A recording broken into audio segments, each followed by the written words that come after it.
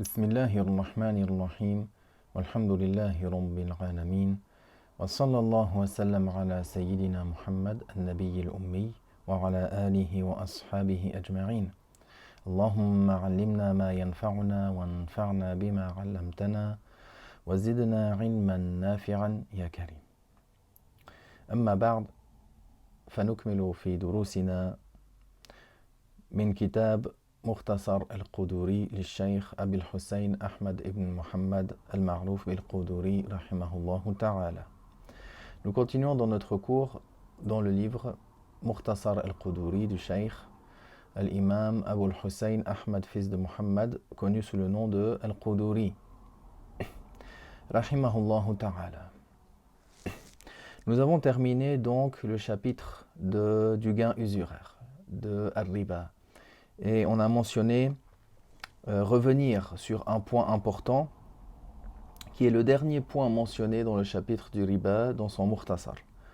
Lorsque l'auteur, que Dieu lui fasse miséricorde, a dit Wala riba bayna al-muslimi wal-harbi fi daril harb. Et il n'y a pas de riba entre le musulman et le harbi dans un pays de harb, dans un pays non musulman, non islamique, qui rentre dans le critère qu'il est un pays harbi, dans lequel il n'y a pas un pacte de sécurité, dans lequel on n'est pas entré avec une autorisation, un pacte de sécurité, il n'y a pas de jizya non plus, il n'y a pas tout ça, c'est Dar al-Harb. Donc il faut savoir dans cette question que Dar al-Harb et Dar al-Kufr, il y a des nuances. Les Hanafites mentionnent des nuances entre Dar al-Harb, entre le pays Harb, le pays, si on traduirait mot à mot, pays en guerre, et Dar al-Kufr, c'est-à-dire le pays non islamique, le pays mécréant, mais dans lesquels il y a des interactions entre musulmans, les musulmans y vivent et ils pratiquent leur religion.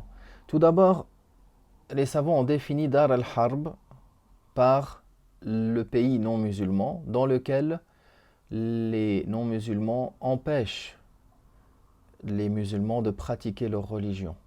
Ils empêchent les musulmans de pratiquer et de faire apparaître les signes apparents de leur religion. Donc, un Dar al-Harb, c'est un pays dans lequel ils n'autorisent pas les musulmans à faire les prières en groupe, à faire le adhan, à faire le iqama, la femme à porter le foulard. Ils imposent et ils obligent les enfants à étudier uniquement dans leurs écoles. Par exemple, ils n'autorisent pas des écoles privées ou des écoles autres que leurs écoles. Donc dès lors que toutes ces situations-là sont réunies, on appelle à ce moment-là Dar al-Harb. Bien, maintenant,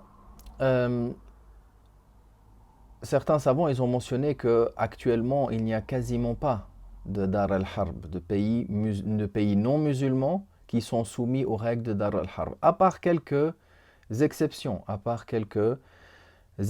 et certains endroits qui sont connus comme étant des endroits où soit les musulmans ils sont persécutés, ou soit ils sont tués ou mutilés, ou ils sont forcés à apprendre des choses de mécréance et des choses pareilles que ça. Donc ça c'est la première chose, c'est d'abord distinguer ici quand le Cheikh al-Quduri il dit « Wala bayna al-muslim al-harbi fi dar bayna al-muslim wal-harbi fi dar al-harb » comprenons déjà la signification de Dar al-Harb.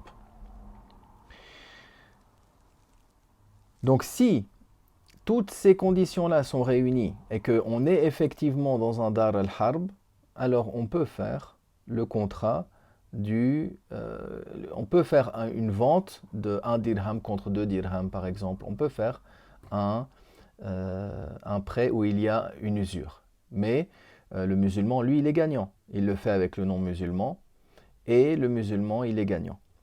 Maintenant, si c'est un pays, parce que ce n'est pas tout Dar al-Kufr qui est forcément Dar al-Harb, ce n'est pas tout pays non musulman qui rentre dans les critères de Dar al-Harb comme on a mentionné.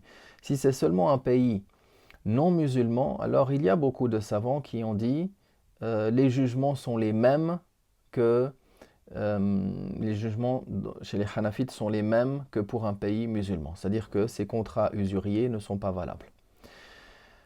D'autres ont dit que c'est valable, mais avec des conditions, avec leur accord, avec l'accord du non-musulman, et que la personne elle est 100% gagnante, elle est pour sûr à 100% gagnante dans cette transaction.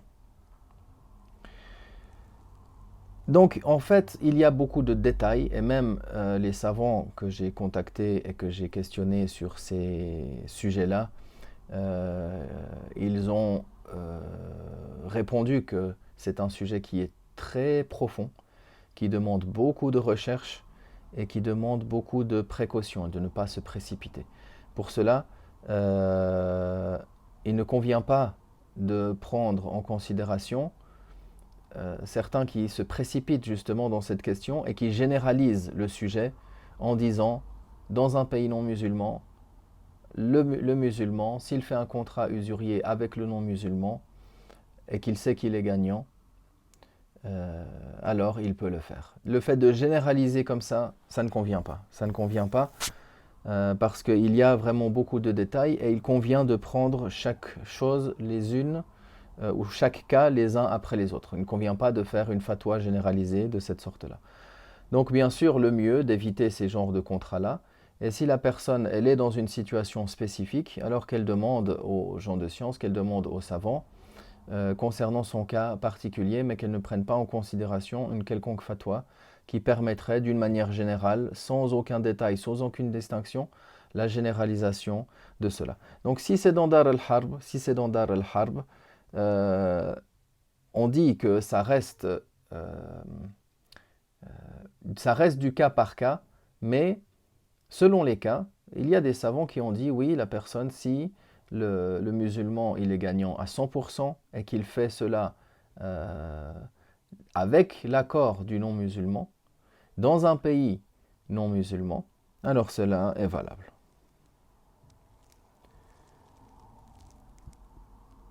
ثم قال باب السلام. On continuera dans le chapitre de As-Salam. Walhamdulillah wa sallallahu wa sallam ala rasulillah.